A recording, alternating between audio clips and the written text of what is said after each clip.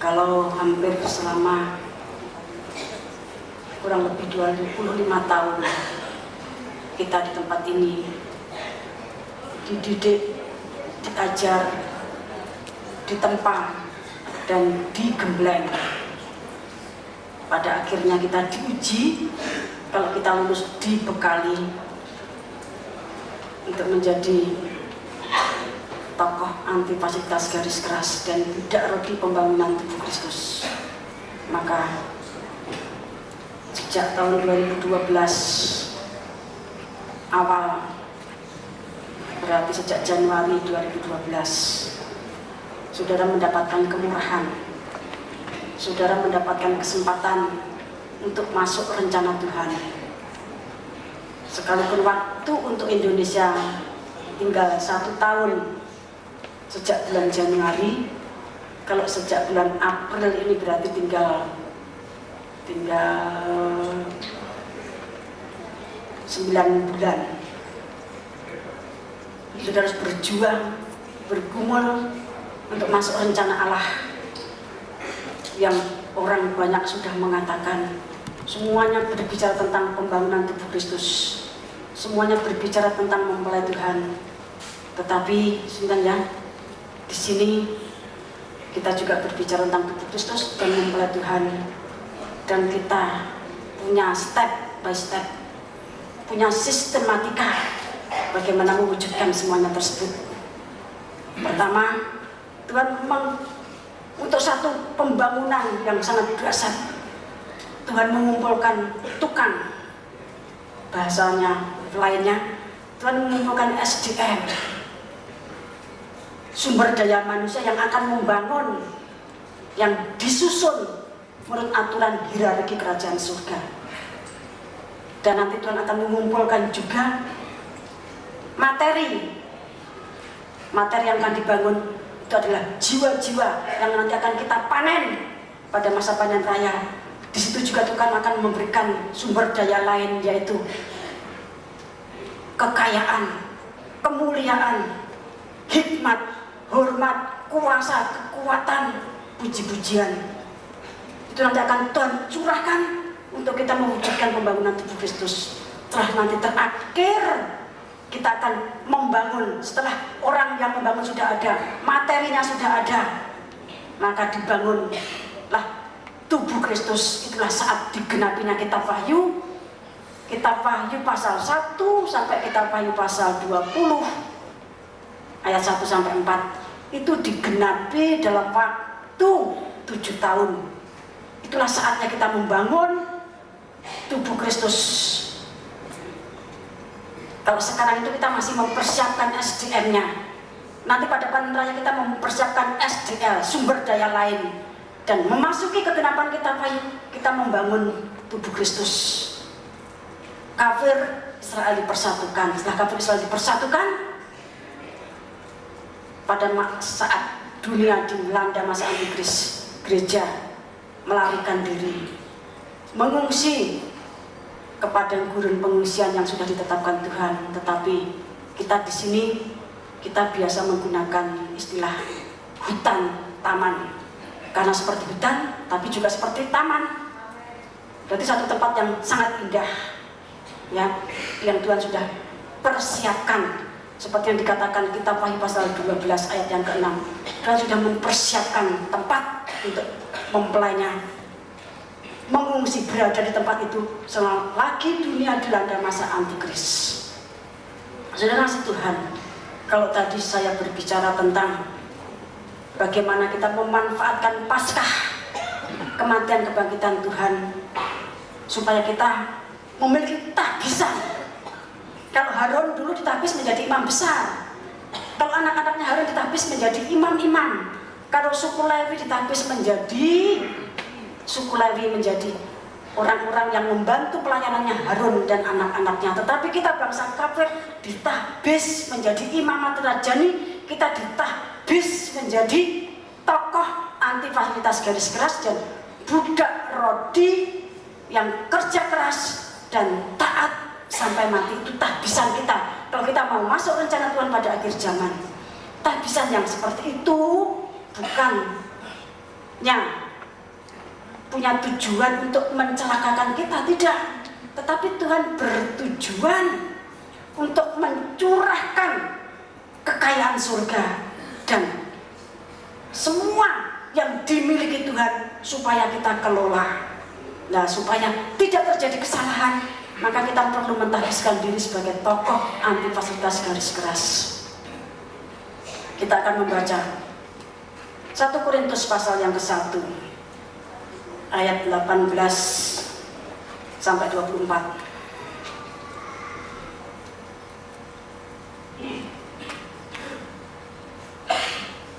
Hikmat Allah dan hikmat manusia. Sebab pemberitaan tentang salib memang adalah kebodohan bagi mereka yang akan binasa, tetapi bagi kita yang diselamatkan, pemberitaan itu adalah kekuatan Allah. Karena ada tertulis, aku akan membinasakan hikmat orang-orang berhikmat dan kearifan orang-orang bijak akan kulenyapkan. Di manakah orang yang berhikmat? Di manakah ahli Taurat? Di manakah pembantah dari dunia ini? Bukankah Allah telah membuat hikmat dunia ini menjadi kebodohan? Oleh karena dunia dalam hikmat Allah tidak mengenal Allah oleh hikmatnya, maka Allah berkenan menyelamatkan mereka yang percaya oleh kebodohan pemberitaan Injil. Orang-orang Yahudi menghendaki tanda dan orang-orang Yunani mencari hikmat. Tetapi kami memberitakan Kristus yang disalibkan, untuk orang-orang Yahudi suatu batu sandungan, dan untuk orang-orang bukan Yahudi suatu kebodohan. Ayat 24. Tetapi untuk mereka yang dipanggil, baik orang Yahudi maupun orang bukan Yahudi, Kristus adalah kekuatan Allah dan hikmat Allah. Terima kasih. Di sini dikatakan pengajaran salib, ya, pemberitaan tentang salib dan pengajaran salib, bahkan ajaran yang mewajibkan pengikutnya menyatu dengan salib dan 9 penderitaan salib, karena kita ingin melekat dengan Kristus dan kasih kita kepada Kristus tidak terlepas, tidak menjadi luntur karena penderitaan.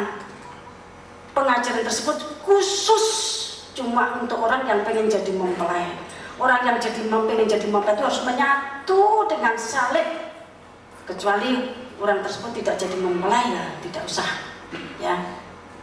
Jadi katakan pemberitaan tentang salib itu menjadi kebodohan, sesuatu yang bodoh, sesuatu yang hina, sesuatu yang tidak berguna untuk orang yang akan binasa. Orang yang akan binasa itu sukanya foya-foya, seperti orang kaya yang bodoh. Tetapi untuk orang yang diselamatkan, dia berpegang teguh memeluk pengajaran salib sehingga menjadikan dirinya sebagai tokoh anti fasilitas garis keras dan menjadi budak rodi yang taat sampai mati. Pada saat Rasul Paulus melayani memberitakan firman ini, memang pada saat itu sudah maraknya kebangkitan kaum Yunani yang mengejar hikmat dunia. Saat itu maraknya muncul berbagai macam filsafat. Orang Yunani ya mengejar hikmat dunia, semuanya memunculkan, memiliki pendapat-pendapat yang dikatakan filsafat. Ya, ada Stoa, ada Epikuros dan macam-macam, semua tokoh-tokoh filsafat muncul dari daerah Yunani dan sekitarnya. Tetapi orang Yahudi, ya orang Israel, 2 suku yaitu suku Yahudi, mereka mengejar tanda. Karena mereka pengen ngerti Mesias itu yang mana. Lah mereka mengejar tanda. Lah tetapi untuk kita, kalau seperti katakan entah itu orang Yahudi, entah itu orang Yunani, entah itu bangsa kafir, entah itu orang Israel, kalau kita pengen selamat, Kristus yang disalibkan itu adalah kekuatan Allah dan hikmat Allah. Jadi kekuatannya Allah untuk menyelamatkan kita, kekuatannya Allah, corone Gusti Allah. Hikmat itu kan seperti bisa dicatat, caranya Gusti Allah menyelamatkan kita, dan caranya Tuhan memberkati kita itu corone dengan cara apa? Dengan cara salib. Kita akan lanjutkan pasal yang kedua dari 1 Korintus tadi, ayat 6 sampai 9. Hikmat yang benar, sungguh pun demikian kami memberitakan hikmat di kalangan mereka yang telah matang, yaitu hikmat yang bukan dari dunia ini dan yang bukan dari penguasa-penguasa dunia ini, yaitu penguasa-penguasa yang akan ditiadakan. Tetapi yang kami beritakan ialah hikmat Allah yang tersembunyi dan rahasia yang sebelum dunia dijadikan telah disediakan Allah bagi kemuliaan kita. Tidak ada dari penguasa dunia ini yang mengenalnya, sebab kalau sekiranya mereka mengenalnya, mereka tidak menyalibkan Tuhan yang mulia. Tetapi seperti ada tertulis, apa yang tidak pernah dilihat oleh mata, dan tidak pernah didengar oleh telinga, dan yang tidak pernah timbul di dalam hati manusia, semua disediakan Allah untuk mereka yang mengasihi Dia. Terima kasih. Tadi dikatakan bahwa pengajaran salib itu adalah hikmatnya Allah dan kekuatannya Allah. Nah, pasal 2 ayat 6 sampai 9 dikatakan hikmat Allah itu disediakan untuk kita. Itu sudah disiapkan Allah sejak dunia belum dijadikan. Karena disediakan Allah dan ditaruh di surga, maka mata kita tidak bisa melihat, telinga kita tidak bisa mendengar, pikiran kita tidak bisa memikirkan, batin kita tidak bisa membatinkan. Tetapi itu disediakan oleh Allah untuk orang yang mengasihi Allah dengan kasih yang tidak terpisahkan oleh apapun juga. Kasih yang tidak terpisahkan oleh apapun itu juga, itu cuma kasihnya suami istri. Ya, kalau kasihnya anak sama orang tua, ya nanti kalau sudah menikah ya dia akan mengasihi keluarganya, mengasihi suaminya, mengasihi istrinya seperti mengasihi tubuhnya sendiri. Kasih di antara saudara sekandung sebenarnya juga terbatas. Tetapi kasih yang tidak terpisahkan itu hanya kasihnya Tuhan Yesus sebagai mempelai pria dan kasihnya gereja sebagai mempelai wanita, seperti yang dituliskan oleh Roma pasal 8. Nah, kalau kita punya hal yang seperti itu, kita punya kasih yang tidak terpisahkan oleh apapun juga. Kita akan baca saja Roma pasal yang ke-8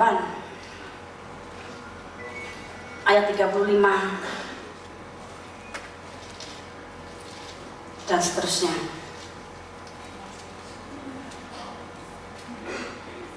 Ayat 35, siapakah yang akan memisahkan kita dari kasih Kristus? Penindasan, atau kesesakan, atau penganiayaan, atau kelaparan, atau ketelanjangan, atau bahaya, atau pedang. Seperti ada tertulis, oleh karena engkau, kami ada dalam bahaya maut sepanjang hari. Kami telah dianggap sebagai domba-domba sembelihan. Tetapi dalam semuanya itu kita lebih daripada orang-orang yang menang oleh Dia yang telah mengasihi kita. Sebab aku yakin bahwa baik maut maupun hidup, baik malaikat-malaikat maupun pemerintah-pemerintah, baik yang ada sekarang maupun yang akan datang, atau kuasa-kuasa, baik yang di atas maupun yang di bawah, ataupun sesuatu makhluk lain, tidak akan dapat memisahkan kita dari kasih Allah yang ada dalam Kristus Yesus Tuhan kita. Nah, ini sebenarnya kalau kita tidak terpisahkan kasih kita kepada Kristus, sekalipun kita mengalami penganiayaan, kita mengalami penindasan, kita mengalami kesesakan, kelaparan, ditelanjangi, dipermalukan, ataupun ada ancaman maut, ada ancaman pedang, ataupun kita setiap waktu terancam maut, dan setiap saat sepertinya mau disembelih karena kita menjadi domba sembelihan. Kalau 9 penderitaan salib itu kita tanggung dan olehnya kita tidak murtad pada saat menderita, itu berarti kita ada ciri kita cinta sama Tuhan. Kita ada ciri layak menjadi mempelai Tuhan. Tetapi kalau kasih kita bisa terpisahkan karena penderitaan, nah itu bukan calon istri. Kalau kasih kita bisa terpisahkan karena kelaparan, karena penindasan, karena salib, karena ancaman, karena tuntutan berkorban, nah itu bukan mempelai. Kalau namanya hubungan suami istri itu tidak terpisahkan oleh apapun juga, Alkitab katakan kecuali maut. Apalagi kalau mempelai prianya Tuhan Yesus dan mempelai wanitanya gereja, kasihnya tidak terpisahkan oleh apapun juga. Sehidup semati satu penderitaan warna merah bareng-bareng, warna biru bareng-bareng, warna ungu dengan dasar hati yang suci. Nah itu mempelai. Nah kalau Tuhan itu sudah melihat ada ciri-ciri seperti itu, sebenarnya, maka apa yang tidak didengar, apa yang tidak dilihat, yang tidak bisa dipikir, apa yang tidak bisa kita batinkan, karena tersimpan di surga, itu akan diberikan kepada kita sebagai modal, sebagai sarana untuk mewujudkan kegerakan besar, kegerakan maha besar yang pernah ada di muka bumi, yaitu pembangunan kerajaan surga di bumi. Biayanya Tuhan percayakan kepada kita. Karena kalau kita belum teruji, nanti kita menjadi bendahara seperti Yudas. Yudas itu kan bendaharanya Tuhan Yesus, iya kan? Tapi karena tidak teruji, dia bukan tokoh anti fasilitas. Akhirnya dia banyak mencuri. Bahkan pada waktu Tuhan perintahkan, ya, supaya Maria itu mengurapi Tuhan dengan minyak yang harganya hampir 200 dinar.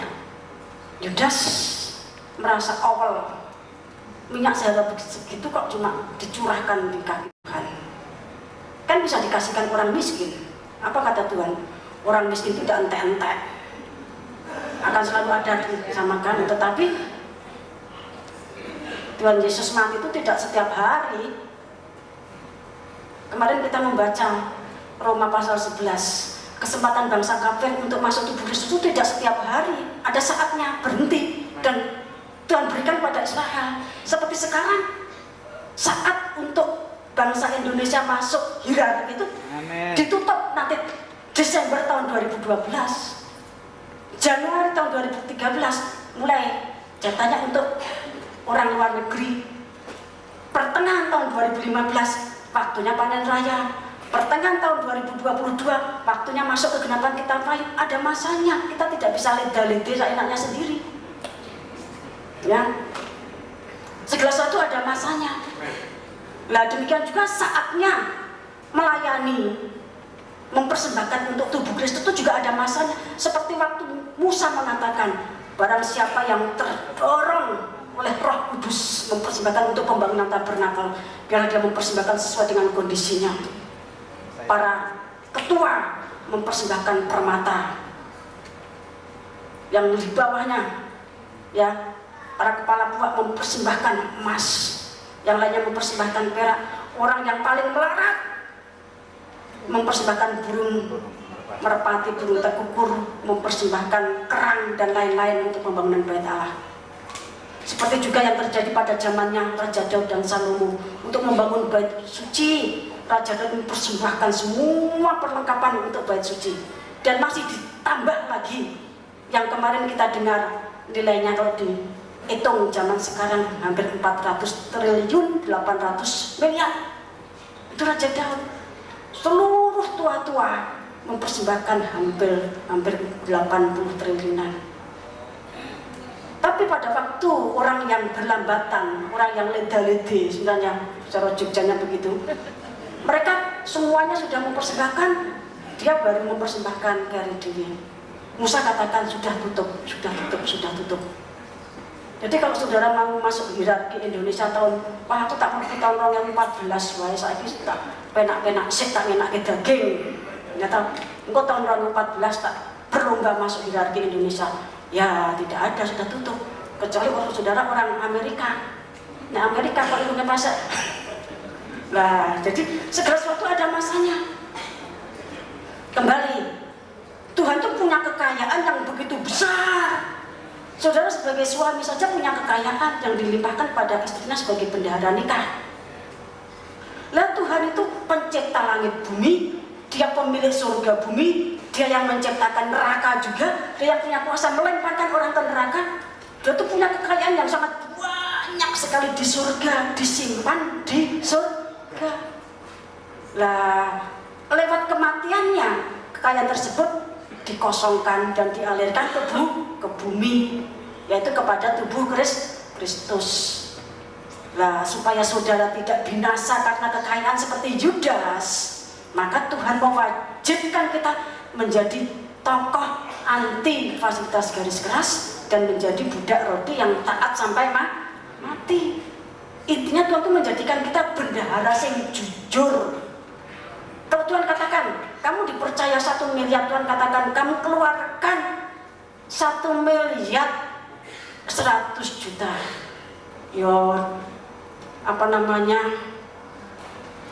Saldo minus Tuhan. Nah, itu namanya budak roti yang tidak taat. Kalau diizinkan begitu, berarti kita seperti Daud. Setelah semuanya dikorbankan, dia mempersembahkan dari dirinya sendiri, dari miliknya sendiri. Kalau orang Farisi tidak demikian. Orang Farisi itu karena sudah melayani bait Allah, sudah menyerahkan seluruh hidupnya untuk Tuhan, dia tidak pernah berkorban, bahkan untuk membantu menopang orang tuanya saja tidak. Kan aku sudah melayani, seluruh hidupku sudah tak berikan, sehingga tidak pernah berkorban.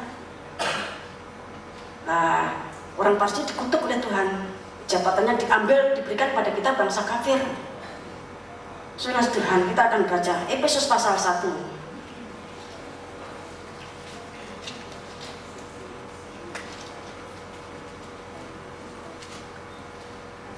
Efesus pasal 1 mulai ayat 3 sampai 4.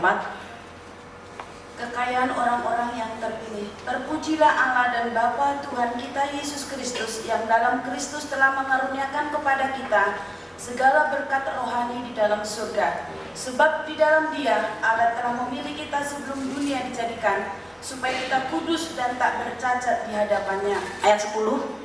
Ayat yang ke-10. Sebagai persiapan kegenapan waktu untuk mempersatukan di dalam Kristus sebagai kepala segala sesuatu, baik yang di surga maupun yang di bumi. Ayat 14. Ayat yang ke-14. Dan Roh Kudus itu adalah jaminan bagian kita sampai kita memperoleh seluruhnya, yaitu penebusan yang menjadi milik dan Roh Kudus itu adalah jaminan bagian kita sampai kita memperoleh seluruhnya, yaitu penebusan yang menjadikan kita milik Allah untuk memuji kemuliaan-Nya. Ya, saudara bisa membaca selengkapnya nanti di rumah.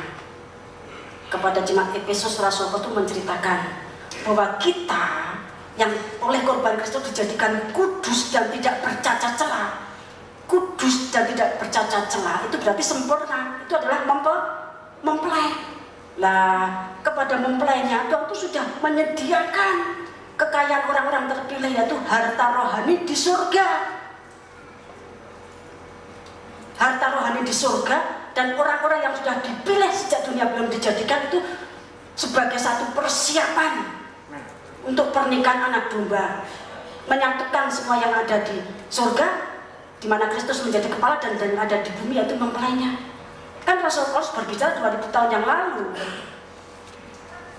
Jadi kan Rasul Paulus belum ngerti dong dinge persiapan mempelai itu seperti apa. Nah, tapi dia mengatakan mempelai itu sudah dipilih sejak dunia belum dijadikan. Dan untuk mempelai itu nanti didandani, Tuhan itu juga sudah menyiapkan dana. Harta rohani dan harta jasmani ada di surga. Nah, setelah pada akhir zaman, suratan Petrus mengatakan Tuhan Yesus berkorban. Dengan korbannya tadi, harta tadi bisa dicairkan. Karena satu warisan itu bisa dicairkan kalau pemberi warisan sudah mati. Ibrani kan mengatakan demikian, suratan Ibrani. Nah, warisan yang di surga tersebut bisa cair itu kalau kita menghargai korban Kristus. Dan warisan itu nanti akan diberikan pada kita. Uang sak jagat kan banyak sekali. Lah, yang diberi siapa? Ayat 14 mengatakan yang diberi itu adalah orang-orang yang dimeterai Roh Kudus. Orang-orang yang ada tanda Roh Kudus, seperti banner di belakang. Pada waktu Tuhan menggoncangkan darat, laut, langit, bumi, dan hati manusia segala bangsa, maka harta kekayaan bangsa-bangsa itu mengalirnya kemana? Mengalirnya ke bait Roh Kudus. Jadi sebenarnya kalau kita memang rindu jadi mempelai, ya kita harus menyatu dengan salib. Kalau kita rindu diberkati, ya kita harus menunjukkan diri kalau kita mengasihi Tuhan. Kita rindu mau menjadi tokoh anti fasilitas garis keras dan menjadi budak rodi. Dan masih ada satu syarat lagi, kita harus ditandai penuh dengan Roh Kudus. Itu wadahnya berkat. Jadi saudara sebanyak ini, dan ada umat Tuhan di seluruh jagat. Tuhan itu mengenal siapa miliknya.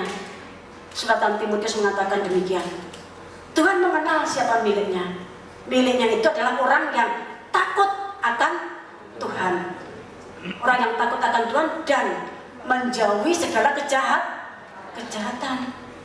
Surat Timotius mengatakan demikian. Kalau kita mengaku kita miliknya Tuhan, tetapi kita tidak menjauhi kejahatan, jangan sampai nanti Matius pasal 7 digenapi. Pada akhir zaman orang akan berberita, Tuhan, Tuhan, Tuhan, Tuhan, aku sudah memberitakan namamu, aku melakukan perkara yang besar, mengadakan mujizat, menurunkan api dari langit. Bahkan ada ayat lain yang mengatakan, waktu engkau berjalan-jalan di depan rumahku, aku mendengarkan firman-Mu. Tapi Tuhan katakan, tempatmu di sana, tempat ratap tangis dan kertak gigi. Hei kamu pembuat kejahatan. Jadi sebenarnya kalau kita ingin diberkati pada saat akhir zaman sedang basa Jawane nedenge, ya, berkat surga itu dicurahkan karena saatnya kerajaan surga di bumi dibangun. Saatnya harta dicairkan. Harta surga dicairkan, maka kita harus mengokohkan diri sebagai mempelai Tuhan dengan predikat sebagai tokoh anti fasilitas garis keras dan budak rodi yang taat sampai mati. Dan kita terus ada tanda Roh Kudus. Kalau orang itu ada tanda Roh Kudus, ya tidak mungkin berkat yang dari Tuhan itu akan diselewengkan. Tentu akan dialirkan lagi sesuai petunjuk Roh Kudus. Nah, tadi dikatakan di dalam 1 Korintus pasal 2 ayat 6, berkat tersebut disediakan untuk orang yang berhikmat dan bermakrifat, untuk orang yang arif, untuk orang yang bijaksana, untuk orang yang pintar. Seperti siapa? Raja Salomo. Pada waktu Raja Salomo naik tahta, ya, ditanya sama Tuhan, kamu minta apa? Kalau saudara didatangi Tuhan malam-malam, kamu minta apa? Setelah saudara fellowship selama 4 kali di sini, kamu minta apa? Kira-kira saudara minta apa? Hikmat marifat. Hikmat marifat. Saudara minta apa? Hikmat Oh marifat. Tuhan, minta gedung gereja karena kontraknya sudah habis. Tuhan minta gedung gereja karena sedang membangun. Gereja ini adalah masa depanku, ya toh? Oh Tuhan, saya minta utangnya disaur kabeh. Oh Tuhan, saya minta ini. Itu permintaannya orang bodoh katanya Tuhan. Tapi kalau permintaannya orang pinter, ya seperti Salomo, minta hikmat, dan makrifat. Lah Tuhan katakan, kowe pinter tenan Salomo, kamu tidak minta ini, tapi kamu minta hikmat. Sama Tuhan diberi hikmat dan ditambahkan. Nah, kita harus pinter. Karena tidak mungkin kan 5 darah bodoh jadi mempelai. Yang jadi mempelai kan darah yang bijaksana, darah yang berhikmat. Nah, karena memang kekayaan surga yang begitu dahsyat yang ditulis dalam Efesus tadi bisa cair itu lewat hikmat dan marifat. Karena harta tersebut tidak kelihatan, karena memang disimpannya di surga. Harta jasmani itu apa? Ya tentunya duit dan lain-lain, emas, perak, permata dan sebagainya. Nah, harta rohani itu adalah 9 karya Roh Kudus, 9 jabatan dan 9 pekerjaan kasih. Nanti akan dijelaskan oleh penggembalaan. Nah, harta rohani itu kan yang kita perlukan setiap hari. Kan tidak mungkin sudah beli semen lewat terus saudara basah roh di depannya bakule.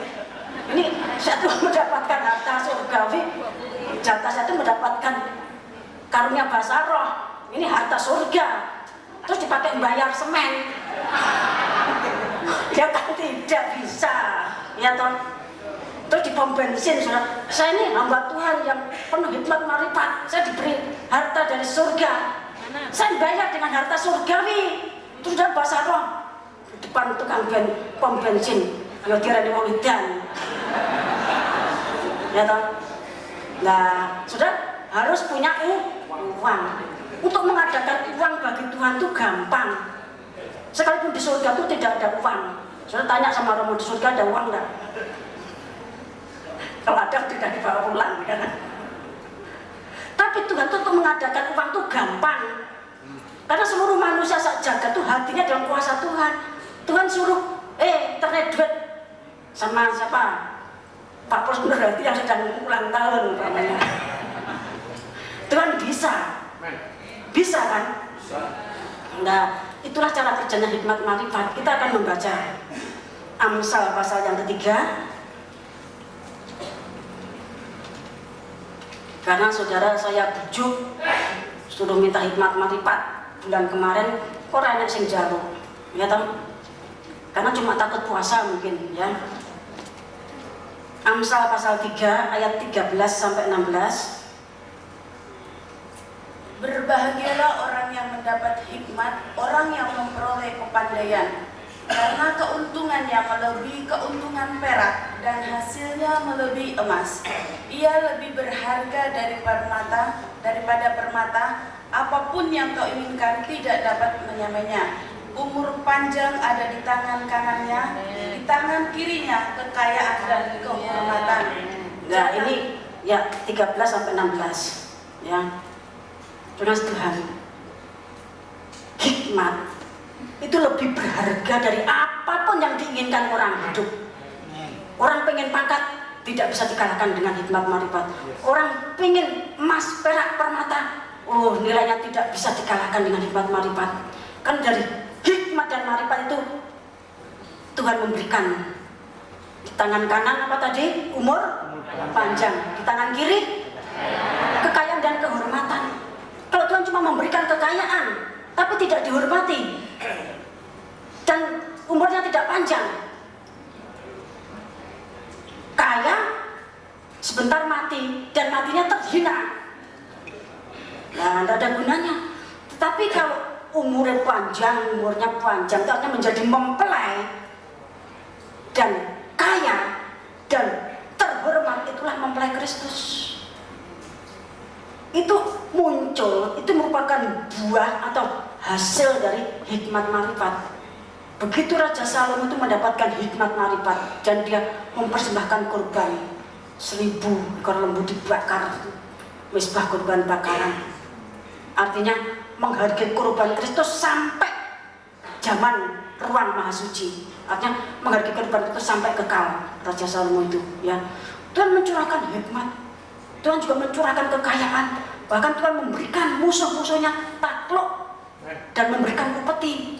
Sampai Raja Salomo itu terkenal orang yang paling kaya. Pelayanan diakonianya itu berbagai macam pekerjaan dia jalankan. Sepanjang sejarah sampai sekarang pun kalau orang berbicara Raja Salomo berarti itu orang yang paling kaya. Itu karena hikmat dan marifat. Demikian juga kita di sini. Kalau kita mendapatkan pewahyuan itu 13 November tahun 87. Sedangkan Tuhan memberikan hikmat marifat untuk jemaat, ya. Itu 17 Agustus tahun 1997. Jemaat di sini mulai dididik, ditatar dengan hikmat dan marifat. Gembala sendiri tentunya juga menatar diri dengan hikmat dan marifat. Dan setelah genap waktunya, Tuhan pandang kita sudah layak untuk dipercaya. Karena kita sudah mentahbiskan diri menjadi tokoh antipasitas, garis keras, dan budak rodi yang taat sampai mati. Maka kekayaan tersebut Tuhan mulai alirkan. Dan pada waktu Tuhan mengalirkan, perasaan kita biasa. Tidak melonjak dengan sukacita terus foya-foya, tidak. Kita sadar kita bendahara. Tuhan joki, habiskan untuk pelayanan. Tuhan joki, habiskan pelayanan. Tuhan belum kirim, kita sudah janji untuk konferensi dengan biaya 17 miliar lebih, bisa naik sampai 20 lebih, mungkin bisa juga turun sampai 16,5 atau bagaimana. Kita sebagai gembala yang tidak ingin disebut sebagai sontoloyo, ya, Romo dan saya yang tidak ingin disebut sebagai sontoloyo tetapi ingin menjadi gembala, kita mengambil bagian 60%. 60% dari 17 miliar lebih, berarti hampir 10 lebih. Uang itu belum ada sekarang, belum ada. Tetapi kami tahu uang itu sudah ada di surga. Tinggal dicurahkan lewat hikmat dan marifat, lewat bagaimana kita menyatu dengan salib. Nanti tepat pada saatnya uang itu akan datang. Sudah bisa melihat pelayanan diakonia kami di Glagah dengan tak. Foto yang sering dipampangkan itu masih itu foto lama, ya. Tapi sekarang sudah semakin luas dan semakin bagus. Itu hasilnya hikmat marifat. Tuhan sudah mulai mencairkan karena waktu sudah hampir habis. Jagate ameh kukut, ya toh? Jagate ameh kukut. Jagate ameh kukut itu artinya dunianya hampir selesai, hampir kiamat. Mempelai Tuhan secepatnya disiapkan. Mempelai yang kudus, mempelai yang tidak bercacat celah, mempelai yang tidak matre, mempelai yang mau kerja keras, sama seiras seimbang dengan mempelai prianya. Mempelai yang tidak lagi golek utis, ya toh? Mempelai yang tidak lagi apa namanya, mencari sampah. Ameh dadi mantan kok golek sampah. Aku mau ngedan. Saudara, kalau pulang ke Malang, pulang ke Ngawi, lihat itu di daerah mana itu, Mantingan ya. Itu kan ada kerajaan orang gila itu. Itu anak saya Aga yang ragil itu waktu masih SD ya. Itu sudah ada. Kita kan sering lewat Ngawi, dulu saya rumahnya Ngawi. Jalan Ronggo Warsito nomor 21. Ya, nah, sering lewat sana. Wong edan, dia pikir dia tuh punya kerajaan. Padahal kita lihat sebagai orang waras itu sampah. Lah, Tuhan melihat kita tuh sama. Kalau kita melihat orang gila tuh, dia pikir itu kerajaan. Dicandal-candal ke, gitu. Lah, Tuhan melihat kita dari surga sana, melihat kita. Mesake, ameh dadi manten kok malah apa? Hah? Golek sampah. Padahal Tuhan tuh menyiapkan, bajumu sudah tak siapkan, segala kemuliaanmu sudah tak siapkan, masih disimpan di surga. Mergane nek ditaruh di bumi dicolong siapa? Lucifer. Makanya sama Tuhan disimpan di surga. Kalau ditaruh di bumi dicolong Lucifer, wong tidak ditaruh di bumi saja Lucifer sudah ngaku-ngaku toh. Semua kerajaan dan kemuliaan sudah diberikan kepadaku dan aku punya hak memberikan pada siapa saja. Lah sebab itu kekayaannya mempelai itu disimpan di surga. Ben Lucifer ora krungu, ora ndelok, ora iso mikirke dan tidak bisa membatinkan. Lah tapi mempelai Tuhan yang berhikmat bisa tahu. Apalagi kalau sudah mau pergi ke dewan musyawarah. Caranya gimana? Kendel sama Romo, ya toh. Itu sudah dibawa. Tapi nek kelemunan ya tidak bisa, nanti jatuh di langit. Artinya apa? Kalau dagingnya terlalu kuat tidak bisa sampai sana, tidak ada. Maka ditolak nanti sama malaikat, ya kan? Nah, harta kita tuh, hartanya mempelai itu disimpan di surga supaya tidak dicolong, tidak dicuri, tidak diambil sama Lucifer. Lah Tuhan mau berikan pada kita. Nah, sebab itu kita harus punya hikmat marifat. Karena dengan hikmat marifat kita tuh bisa melindungi harta yang Tuhan berikan. Kita bisa melakukan rajut. Apa rajutnya? Rajut itu badai api perlindungan yang pernah dilakukan oleh Elisa pada waktu Elisa di Dotan, ya toh, didatangi musuh orang Aram ya, bujangnya dibuka matanya, dia ketakutan, tapi setelah dibuka matanya banyak malaikat melindungi Elisa dan bujangnya, seperti yang dilakukan Musa, seperti yang dilakukan Elia, seperti yang dilakukan para nabi dan para rasul. Mereka tuh punya hikmat dan marifat. Semua kesaktiannya para nabi dan para rasul itu namanya hikmat dan marifat. Supaya kita bisa melindungi harta yang tidak mengalir dari surga ke bumi, supaya tidak dicolong Lucifer, kita harus punya hikmat marifat. Kalau orang dunia begitu, kalau orang dunia itu punya harta, dia punya apa? Punya berangkas. Berangkas dari besi, yang nomornya saja apa? Diorak-arik supaya tidak bisa diketahui orang. Lah, harta kita itu bukan disimpan di berangkas. Orang masih yang tukang bikin berangkas itu bisa jebol, tahu tuh orang seperti apapun juga. Lah, perlindungan atas harta kita itu namanya hikmat marifat, seperti yang dikatakan Romo kemarin, ya toh. Uangnya sekian ratus juta, sekarang geledak di sini. Terus saya sampai ke rumah tuh, "Pip kok mbok umum gitu?" Nah, berarti kan masih ngerti. Supaya kok bingung. Dialing. Kata, ditaruh di depan pintu saja, orang tidak akan lihat. Nah, itu dengan hikmat marifat. Jangan nanti sudah terus apa kata Pak saya terus itu sih saya ya. Ternyata sudah dialing, sudah dirajut, dialing itu dikasih. Tahu sudah aling. Ada selambunya, ada tutupnya.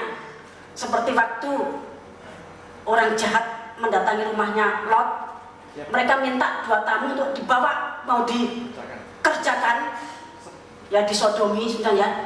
Nah, rumahnya Lot itu dialing sama malaikat sehingga orang mencari pintu tidak bisa, itu namanya aling. Nah, kalau zaman dulu namanya ya sesuai bahasanya orang Ibrani, mungkin juga bukan aling, tapi karena Romo itu orang Jawa, ya pinternya bahasa Jawa, ngertinya nganggo istilah bahasa Jawa. Rajut itu seperti apa namanya? Rajut di rambut, seperti rajutnya yang untuk cari ikan itu apa namanya? Jala. Nah, tapi jala itu dibuat dari malaikat yang menjaga melindungi. Alim itu ditutup, si nutup siapa? Malaikat. Karena memang Ibrani pasal 1 ayat 7 dan 14 mengatakan bahwa malaikat itu diciptakan dari napas Allah. Mereka itu bagaikan badai dan api yang bertugas melayani orang yang harus diselamatkan. Nah, itulah hikmat marifat. Jadi kalau saudara pengen menerima aliran dana dari surga, saudara tidak punya hikmat marifat, ya nanti hartamu diatur lagi sama siapa? Lucifer, diakon di mana kan Lucifer, diambil lagi sama Lucifer. Mari kita akan baca Amsal.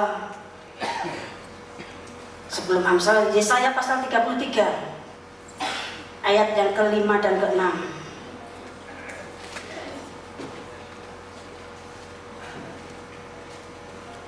Tuhan adalah penolong dan raja di Sion. Ayat kelima, Tuhan tinggi luhur sebab ia tinggal di tempat tinggi. Ia membuat Sion penuh keadilan dan kebenaran. Masa keamanan akan tiba bagimu. Kekayaan yang menyelamatkan ialah hikmat dan pengetahuan. Takut akan Tuhan, itulah harta benda Sion. Terima kasih. Tuhan itu tinggalnya di surga, ya, tempat yang tinggi. Dia sebagai mempelai tinggal di surga. Tetapi Sion itu tinggalnya di bumi. Mempelainya itu tinggalnya di bumi. Tuhan katakan akan datang masa kelegaan, masa keamanan bagimu. Itu pada saat kamu nanti dilimpahi harta kekayaan, pada saat kamu dilimpahi harta benda. Namun begitu sebelum kamu menerima harta benda yang berwujud, yang bisa dilihat mata, bisa didengar, bisa dipikir, bisa dibatinkan, kamu harus punya hikmat. Dan Tuhan katakan, ya, hikmat itu adalah permulaan. Hikmat itu apa? Takut akan Tuhan.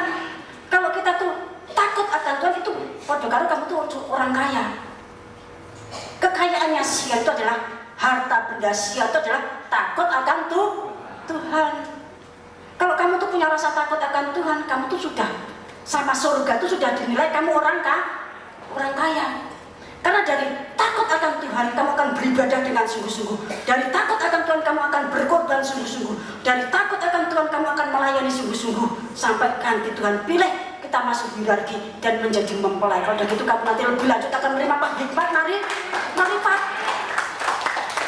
Kalau kita sudah menerima hikmat marifat, Tuhan mencurahkan kekayaannya itu sudah tidak khawatir.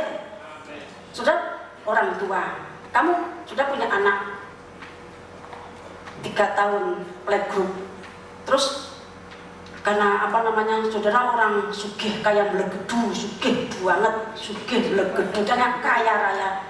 Terus anakmu yang 3 tahun itu kamu di kantornya kamu kasih uang 1 miliar, membahayakan tidak saudara? Membahayakan, kan dia belum bisa melindungi dirinya sendiri saja, belum bisa, apalagi melindungi uang 1 miliar. Gak boleh ya kabotan malah tiba, ya tak? Nah demikian juga kita. Kalau kita tuh masih kanak-kanak, sama Tuhan mau diberi harta banyak, kurang pantas malah membahayakan. Iso-iso uangnya dicuri orang. Sebab itu diperlukan kedewasaan. Orang itu kalau dewasa berarti siap jadi manten, artinya calon mempelai. Dan itu pun belum cukup. Kalau mau dipercaya harta yang banyak, harus punya hikmat marifat supaya bisa melindungi kekayaan yang Tuhan limpahkan. Tidak dicuri musuh lagi. Tidak dicuri musuh lagi.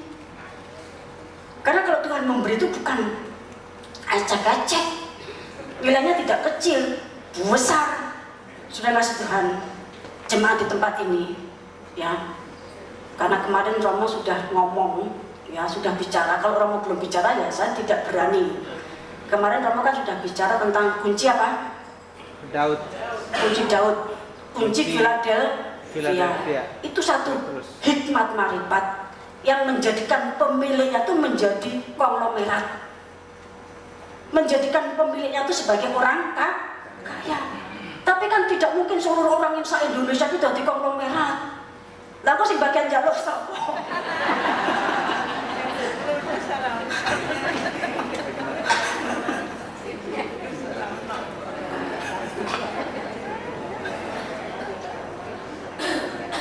Ya kan? Nah, dengan marifat seperti itu, sebenarnya yang sekarang itu sedang digodok, ya. Siapa yang pengen tinggal di belakang 1 bulan, puasa dan sembahyang, mensoalkan ditatar, dan sudah dijadikan orang yang sugih, melegedu, dijadikan bendahara kerajaan surga, bendahara kerajaan surga. Tapi syaratnya tentu dari A sampai Z akan dilihat dari ujung rambut sampai telapak kaki. Nomor 1 dilihat apa? Matanya. Matanya dilirik orang. Nomor 1 dilihat mata. Matanya silver apa matanya hijau? Ya kan? Kalau lihat uang matanya hijau, ya tidak lulus. Tapi di sini tidak ada yang matanya hijau, tapi matanya hitam. Dan saya beritahu saudara, orang itu ya, nek wis para duit ki benak peteng dedet, benak peteng dedet lampu mati bisa hitung loh, bisa hitung. Saya kok bersaksi demikian kan? Gimana? Tadi kan saya katakan orang itu sekalipun gelap, waktunya makan dan mungkin ngantuk, ya kan? Tadi saudara waktu ibadah ngantuk, tapi waktu datang ke sini kan tidak ada yang tidur di sana.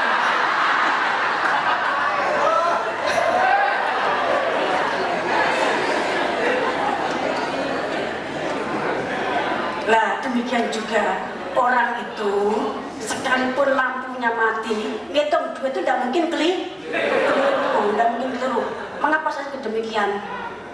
Kemarin waktu gereja ini lampunya listriknya di lostrum kan dicabut dulu, ya toh, dari PLN tidak tahu prosesnya gimana, semua mati. Nah waktu itu saya waktunya ngitung duit, wakan banget dilebok yang plop, ya toh, orang yang sing kleru, ya toh, dan itu yang keliru nantinya kleru bejane saudara. Dan kalau keliru, saya minta ampun mungkin, oh jatahku biasanya segini kok jadi segini. Kayak bundanya keliru, bukan. Saudara diuji. Lah jangan nanti kalau udah disidik ngamuk, udah diakai menang baik.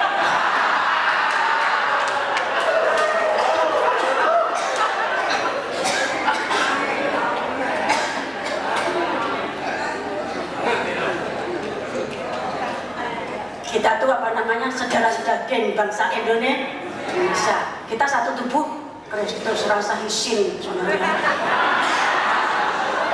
Rasa isin, ya toh. Saya bersama Romo mendapatkan tugas untuk menyambut saudara dengan penuh kasih, dengan penuh pengorbanan, dan apa yang kami korbankan itu semua punyanya Tuhan, punyanya Allah kita. Namun begitu kita juga diuji. Karena Tuhan sedang memilih 170 orang, sekalipun bebas juga ada aturannya, karena ini bukan hutan, ya. Jadi sebenarnya kalau saudara punya rasa takut akan Tuhan, saudara itu bakalnya orang sugih. Kalau takut akan Tuhan tuh harta bendanya mempelai. Dengan dasar takut akan Tuhan, nanti saudara akan masuk hikmat marifat. Dengan hikmat marifat kita bisa mencairkan semua harta yang dari surga. Kita akan membaca Pengkhotbah pasal yang kedua ayat 26. Ayat 26. Karena kepada orang yang dikenannya ia mengaruniakan hikmat pengetahuan dan kesukaan, tetapi orang berdosa ditugaskannya untuk menghimpun dan menimbun sesuatu yang kemudian harus diberikannya kepada orang yang dikenan Allah. Ini pun kesia-siaan dan usaha menjaring angin. Nah, ini caranya Tuhan memberkati orang berhikmat bermarifat. Orang lain, orang berdosa saat disuruh kerja keras. Orang lain disuruh kerja keras, menimbun harta, menimbun kekayaan, tetapi orang yang dikenan Tuhan, orang yang berhikmat bermarifat disuruh tengok-tengok runggaknya firman, ya kan? Disuruh tengok-tengok duduk manis mendengarkan firman, disuruh santai di pinggir laguna sembahyang, disuruh sembahyang, disuruh mendengarkan firman, disuruh baca Alkitab, disuruh memuji Tuhan. Tetapi orang berdosa suruh kerja keras, membanting tulang, memeras keringat, menghimpun kekayaan. Nanti tepat pada saatnya kekayaan itu harus diserahkan kepada orang yang dikenan Tuhan. Bukan berarti terus nanti kalau nenek wong sugih, ya toh, pas sudah melihat ada orang menimbun harta, ada orang kaya sekali, sedangkan kita hamba Tuhan, kita tugasnya kan sembahyang, baca firman, khotbah, dengarkan firman. Terus kalau ada orang kaya, lah itu nanti hartanya harus diberikan ke aku. Terus saudara datang bikin proposal, bukan gitu caranya. Caranya tidak begitu. Caranya itu tidak begitu.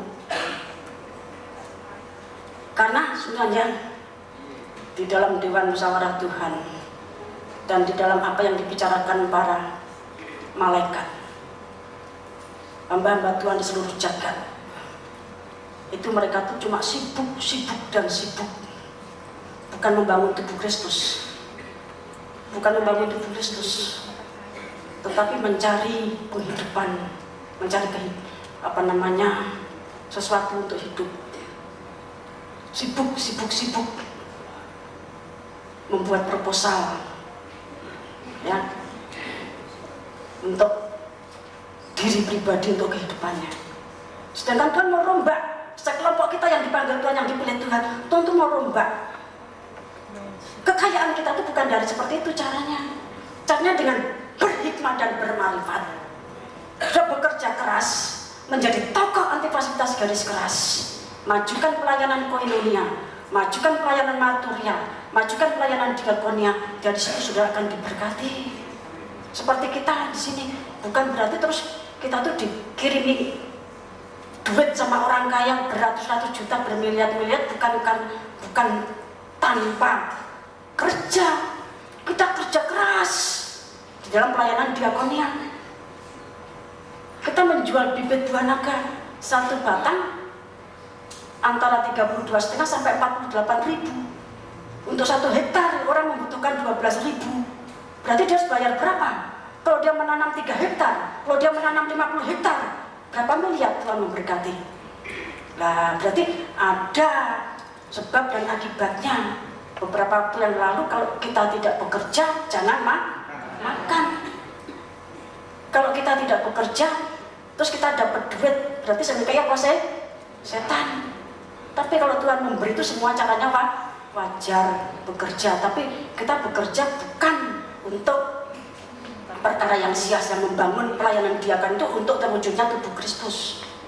Jadi sebenarnya demikian yang perlu saudara ketahui. Ini juga baru introduce, nanti sudah akan dijelaskan lebih lanjut. Karena memang dari saudara harus muncul 170 orang yang masuk hierarki. Sebagai terakhir kita akan baca Yakobus pasal yang ketiga.